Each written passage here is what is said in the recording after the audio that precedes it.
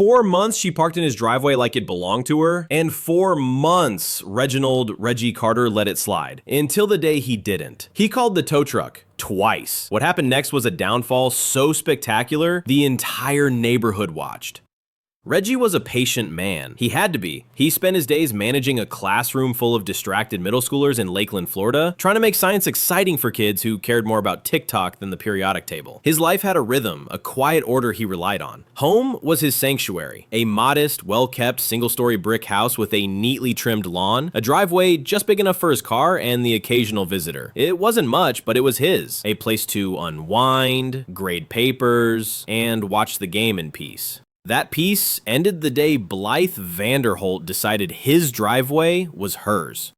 It started small. The first time he saw her silver Lexus RX parked there, he assumed it was a mistake. Maybe she had guests and needed to shuffle cars. No big deal, he let it go. But then it happened again and again. Each time she had an excuse. She was just running inside, dropping something off. She'd give him a tight-lipped smile, a dismissive wave of her perfectly manicured hand, like he was overreacting for even noticing. Reggie didn't like it, but he wasn't the kind of man to stir up trouble over something small. That changed the day he came home, exhausted, hungry, ready to collapse, and saw her Lexus once again, parked dead center in his driveway. No movement, no one around, just her car, smugly parked like it owned the place. Reggie took a long breath, exhaled slowly through his nose, and marched up to Blythe's door. And that knock was the beginning of the end. She answered the door with that look, the kind that said she already knew why he was there. "Reggie, what's wrong?" Her voice was syrupy sweet, laced with condescension. Reggie nodded toward the driveway. "Your car's in my spot, again." Blythe blinked, feigning surprise like she hadn't expected that. "Oh, I was just, well, you know, I had a delivery, and the driver needed space to back out." She smiled as if that explanation was both obvious and sufficient. "You don't mind, do you?" "I do, actually," Reggie said evenly. "I need you to stop parking in my driveway." She sighed like he was the one being unreasonable. "Well, I live right next door, Reggie. It's not like I'm parking on some stranger's property." "You're parking on mine," he said, firmer now. She rolled her eyes. "Are you really that bothered by a car sitting there for a few minutes?" "It's not a few minutes. It keeps happening," Reggie said, crossing his arms. "And I need it to stop." Blythe let out a short, sharp laugh. All right, no need to get all worked up. I'll move it." And she did, that time. But it didn't stop. Over the next few weeks, the pattern continued. Reggie would come home and find her Lexus right where it didn't belong. If he left a note, it vanished. If he knocked, she was suddenly not home. Then, one evening, after a brutal day wrangling restless 7th graders and breaking up an argument over who stole whose highlighter, Reggie pulled into his street, and there it was again. Her silver Lexus, dead center in his driveway. This time, he didn't knock. He didn't write a note. He made a call. Reggie pulled up and froze. Not one, but 2 cars were now in his driveway. Blythe's silver Lexus and a shiny black BMW that definitely wasn't his. Enough was enough. He parked on the street, grabbed his phone, and snapped a photo. Then he marched up to Blythe's door and knocked, hard. This time, she opened it slowly, like he was the one interrupting her evening. Her face was a mask of mild irritation. "Reggie," she said, dragging out his name like a chore. He pointed toward the driveway. "Whose car is that?" "Oh, that? My friend's," she said casually. "We're having a little get-together. You weren't home, so I figured it wouldn't matter." "It does matter," Reggie said, voice tight. "This isn't a parking lot, Blythe. It's my home." She folded her arms and tilted her head like he was the unreasonable one. "Well, if you had said something earlier, I would have moved it." Reggie clenched his jaw. He took a long breath in through his nose. "I'm saying something right now. Move the car." Blythe rolled her eyes but turned back inside, muttering something under her breath. Reggie waited. 10 minutes. 15. 20. Still no movement. No apology. No respect. He turned, walked back to his house, sat down on his couch, and pulled out his phone. It was time. He searched for the number of the local towing company. This wasn't a warning anymore. This was just the beginning. Reggie wasn't the type to stir up drama. He lived quietly, minded his own business, and gave people the benefit of the doubt. But Blythe Vanderholt had officially crossed the line. The next morning, he left early for work, but not before making a call to the HOA. He didn't expect much. HOAs were notorious for siding with whoever had the most pull, and Blythe, she was practically board royalty. Still, he figured it was worth a shot. The response was exactly what he expected. "Sir, unless there's physical damage to your property, we don't typically get involved in neighbor disputes," said a woman on the other end, her tone flat and bored. "Have you tried speaking with her?" Reggie sighed. "That's all I've been doing." "Well," she said, "we can send a courtesy email, but that's about it." A courtesy email. Yeah, that'd really show her. Reggie didn't bother arguing. He thanked her and hung up. If the HOA wasn't going to do anything, he'd take care of it himself. That morning, he left one last note on Blythe's windshield. Big, bold letters. "Do not park here again." But when he came home that evening, the note was gone. Her silver Lexus RX was not only in his driveway again, but parked at an angle. Like, she didn't even care anymore. Reggie pulled over and sat there for a moment, staring. Not in confusion, in disbelief. She wasn't even trying to be subtle now. She was daring him. And Reggie was done playing nice. He walked up to her door and knocked hard. It took a full minute before she finally opened it. Wine glass in hand, she looked like she'd been plucked straight from the middle of a very relaxing evening. "Reggie," she said, drawing out his name like it tasted bitter on her tongue. "I need you to move your car," he said flatly. She took a slow sip of wine before responding. "Oh yeah, about that. I meant to text you, but I figured you wouldn't mind. I mean, you always park on the street anyway." Reggie's fingers flexed at his sides. He took a breath. Calm, controlled. "I do mind. This is my property, Blythe." She let out a sharp laugh, shaking her head as if he were a child throwing a tantrum. "Reggie, seriously? You're getting all bent out of shape over a driveway?" He stepped forward, his voice firmer now. "No, I'm getting bent out of shape because I've told you, repeatedly, to stop doing this, and you keep ignoring me." She rolled her eyes and gave her wine a lazy swirl. "All right, fine, I'll move it." Reggie exhaled slowly, forcing himself to let it go. He turned to head back to his house. Then he heard it. A low mutter under her breath. Not loud enough to catch every word, but the tone? That was clear. He paused, turned back. "What did you just say?" She blinked at him with mock innocence. "Nothing."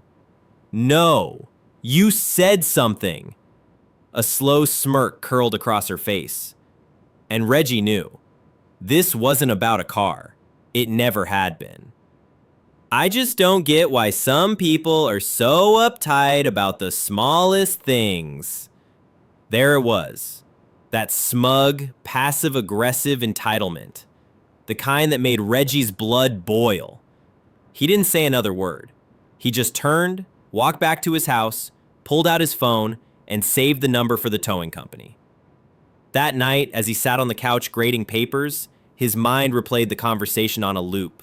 The dismissiveness, the arrogance, the sheer audacity. She wasn't going to stop. And Reggie? He was done playing nice. Blythe had no idea what was coming next. The very next time she parked in his driveway, Reggie didn't knock. He didn't leave a note. He didn't call her. He called the tow truck. It was a Friday evening. He had just pulled up after a long, draining week at school. All he wanted was to relax. But there it was again, her silver Lexus RX, parked in his driveway like it had every right to be there. And suddenly, exhaustion turned to adrenaline. No hesitation this time. He parked down the street, dialed the number, and gave the dispatcher one simple instruction. "I need this car gone." The tow truck arrived in under 20 minutes. There was something almost poetic about the efficiency. The driver stepped out, gave the scene a quick look, and simply nodded. No questions, no red tape, just action. "She's parked in your driveway," the tow truck driver asked. "Yep," Reggie confirmed. "Got proof of ownership." Reggie pulled the deed from his folder. He'd come prepared. The driver scanned it, then gave a crisp nod. All right, let's hook her up. Within minutes, Blythe's luxury Lexus was lifted off the ground, wheels locked, secured in place. Reggie stood at the edge of the lawn, arms crossed, watching with quiet satisfaction as the tow truck rolled away, her SUV disappearing down the street. He had no idea what kind of reaction to expect. Would she show up at his door screaming, call the cops, pretend like she had no idea what happened? Turns out, he didn't have to wait long. An hour later, just as he was settling in for the night, bam, bam, bam, his front door shook with the force of Blythe's fists. Reggie didn't rush. He stood slowly, stretched his arms, and made her wait. Then, finally, he opened the door. Blythe stood there barefoot in flip-flops and silk pajama pants, fuming. Her phone was clenched in one hand, her perfectly styled blonde bob slightly disheveled. "Where is my car?" she snapped. Reggie tilted his head. "Oh, you mean the one that was illegally parked in my driveway?" Her nostrils flared. "Don't play games with me, Reggie. Where is my car?" He shrugged, casual as ever. "Towed." She stared at him, mouth open, eyes wide, pure disbelief. "You did what?" "You heard me," Reggie said evenly. "You wouldn't stop parking in my driveway, so I had it removed. Simple as that." Blythe let out a sharp, almost hysterical laugh. "Oh, you are going to pay for this. Do you know who I am?" "I'm on the HOA board, Reggie. I have connections." He blinked slowly. "Good for you. Your car's at Sunshine Towing off Orange Blossom Trail. Have a good night." And with that, he shut the door. But Blythe wasn't done. She stood outside his house for a full 10 minutes, ranting, raving, pacing on his lawn. Her voice swung wildly from screeching outrage to smug threats. She even called the cops. When the officers arrived, they barely gave her the time of day. "You had her car towed from your own property?" one officer asked. "Yep," Reggie said, calmly handing over his property deed. The officer glanced at the document, then turned to Blythe. "Ma'am, he's within his rights. If you want your car back, you'll have to pay the impound fee." The way Blythe's face flushed crimson, Reggie would have paid good money to frame that moment. But he knew it wasn't over. And he was right. Reggie figured towing the car would send a clear message. It didn't. If anything, Blythe doubled down. At first, it was petty, passive-aggressive nonsense. A note on his door, written in obnoxiously bright red marker. "This is a community. We should all be more considerate of our neighbors." Like he was the problem. Reggie tossed the note straight into the trash. Then came the HOA complaints. A few days later, a letter showed up in his mailbox. His front porch plants were allegedly in violation of community aesthetics. Reggie laughed out loud. The same potted ferns that had sat there peacefully for 2 years were suddenly an issue? Then came another letter. His garbage bins had been left out too long. And another.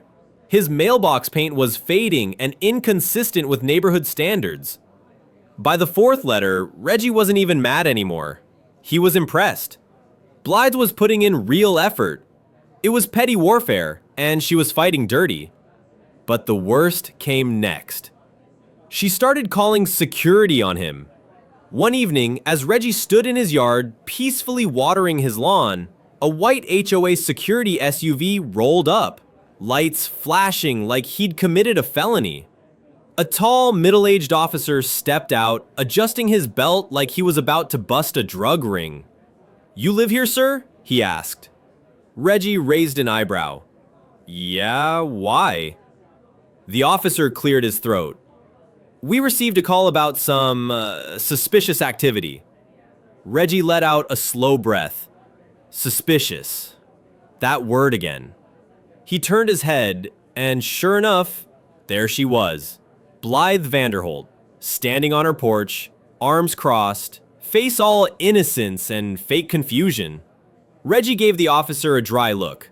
"So, watering my lawn is suspicious now?" The officer had the decency to look uncomfortable. "Look, sir, Save it." Reggie cut him off. "I already know who called. Tell her to find a new hobby." The officer sighed, nodded, and walked back to his SUV. And Blythe?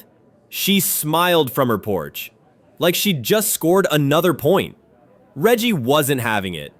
He marched straight up to her porch. Blythe.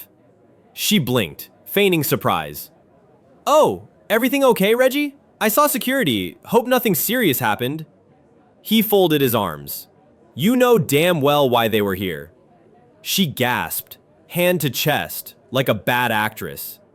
Reggie, no need to be rude. I was just concerned. We all have a duty to look out for our neighborhood, don't we? He stared at her. She wanted a reaction. She wanted him to snap, to yell, give her something she could twist against him. So he did the one thing she didn't expect. He smirked. Calm. He smirked. Calm, controlled, amused. I'm done playing games, Blythe. His voice was low, steady. I gave you more chances than you deserved. But you keep pushing, so let's see what happens when I push back. For the first time, her expression faltered, and she should have been nervous.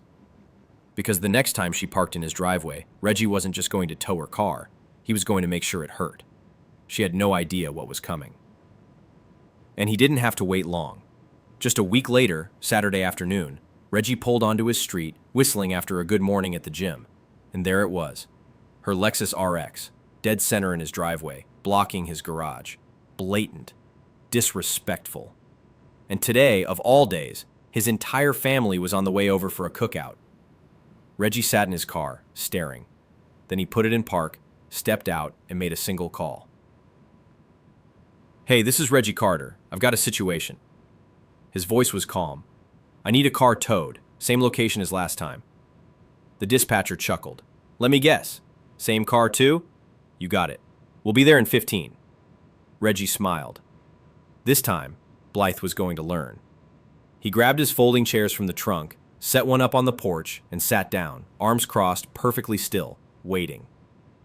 Minutes later, the tow truck rolled up, fast, efficient, all business. The driver hopped out, pulling on gloves. We doing this again?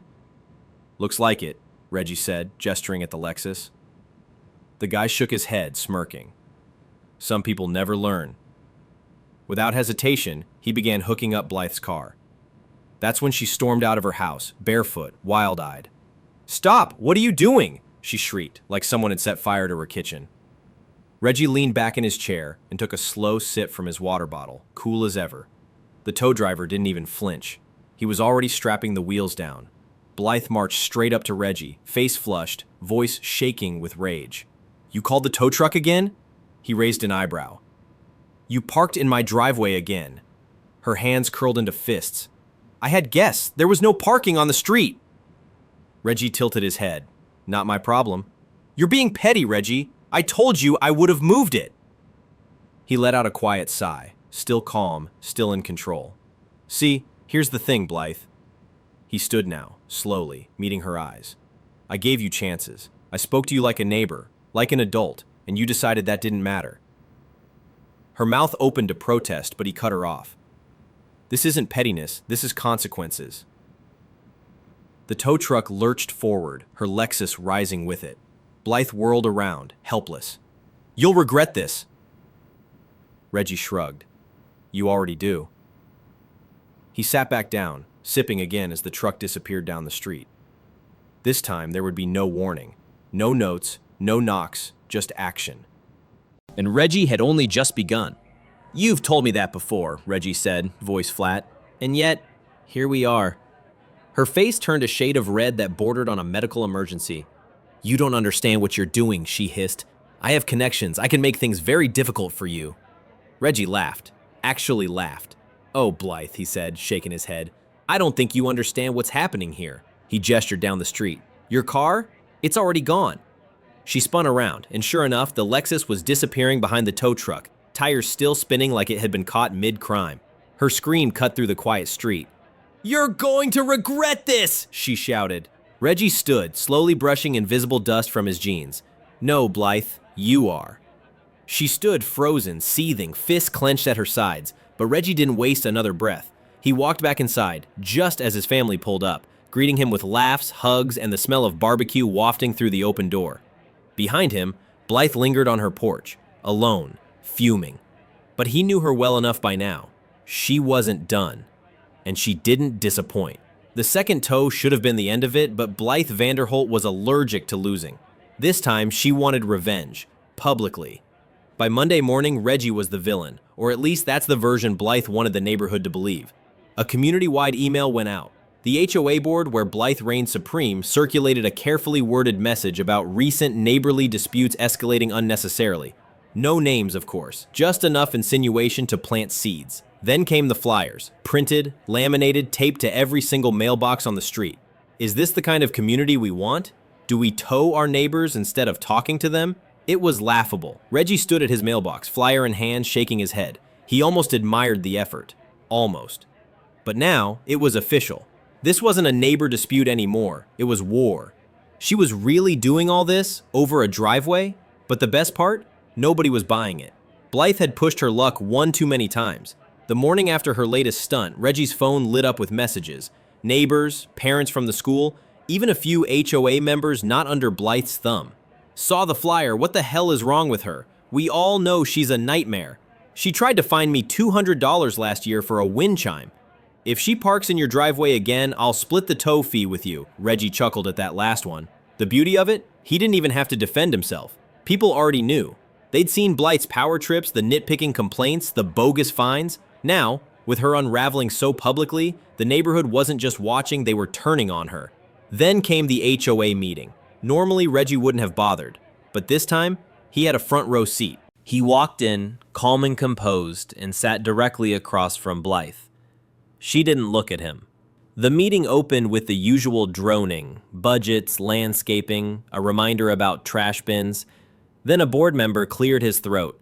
We need to address a complaint that's been filed regarding misuse of private property. Reggie leaned back, waiting. Blythe perked up, ready to spin her version, to play the victim. But the board member continued. The complaint is against Blythe Vanderholt. Reggie didn't even try to hide his grin. Blythe's head snapped toward the board. Excuse me? A few members shifted in their seats. One, a woman in her 60s, sighed audibly. Blythe, she said, we've received multiple reports of you harassing residents and using HOA resources for personal grievances. Blythe's jaw dropped.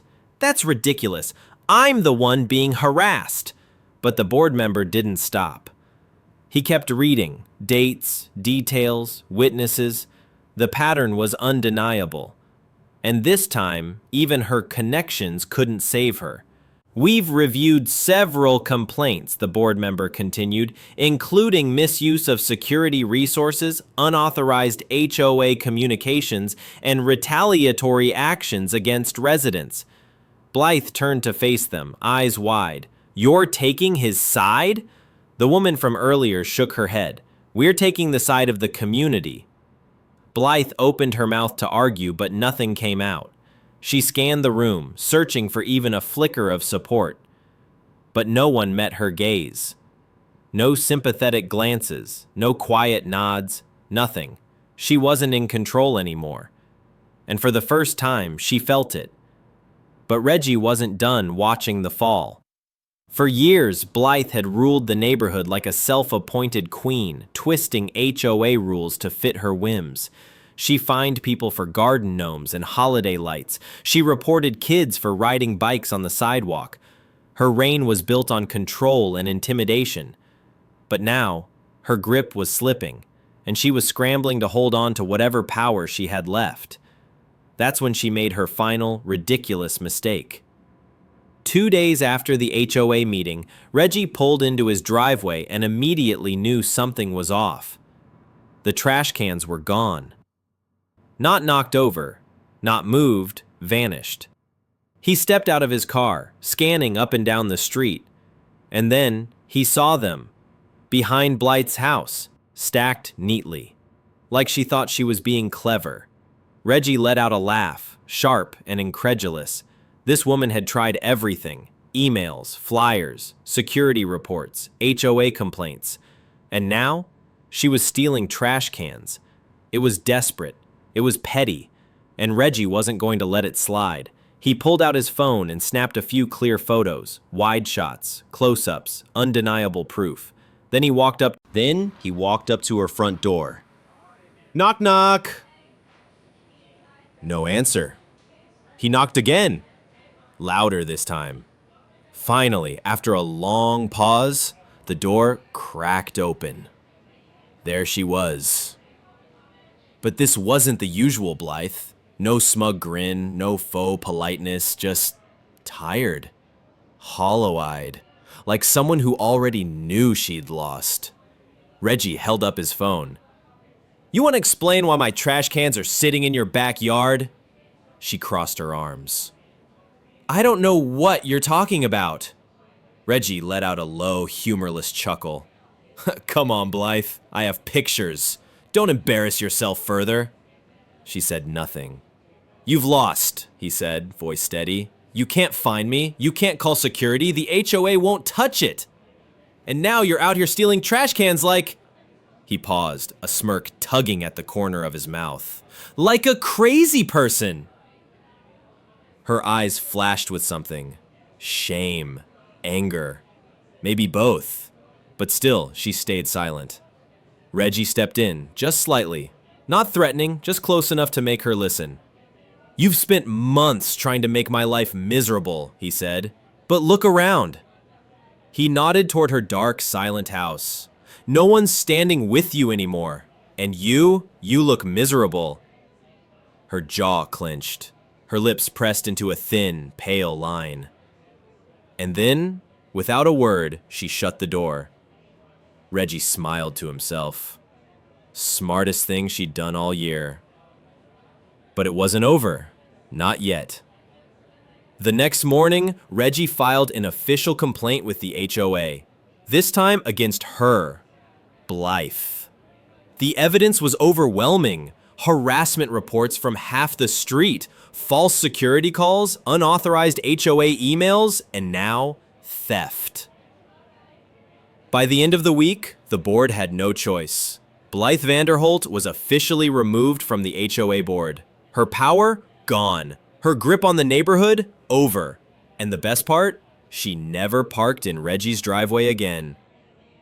Because some people only learn once everything is taken from them. Blythe never spoke to Reggie again, not a word. No glares, no smug little smirks, no passive-aggressive notes about his porch plants or trash bins.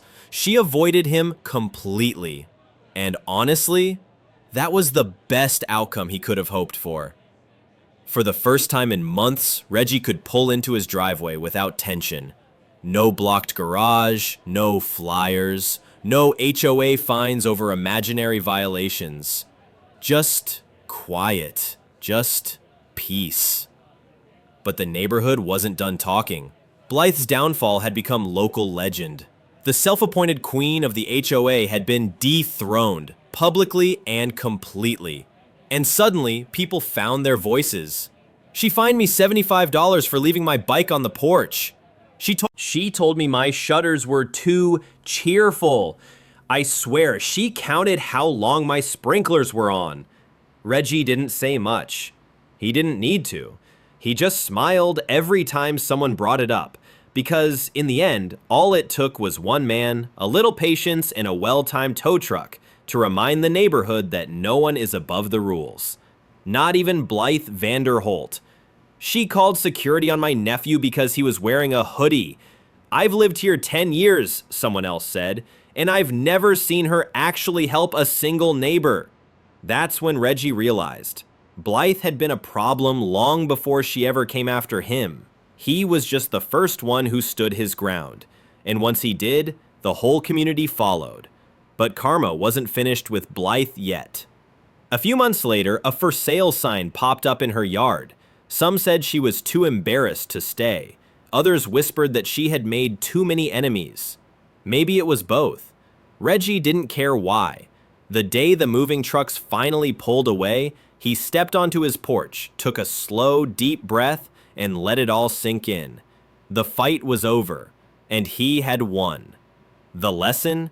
Some people think they can push others around forever, that they can get away with being selfish, manipulative, cruel, because no one's ever had the courage to stop them.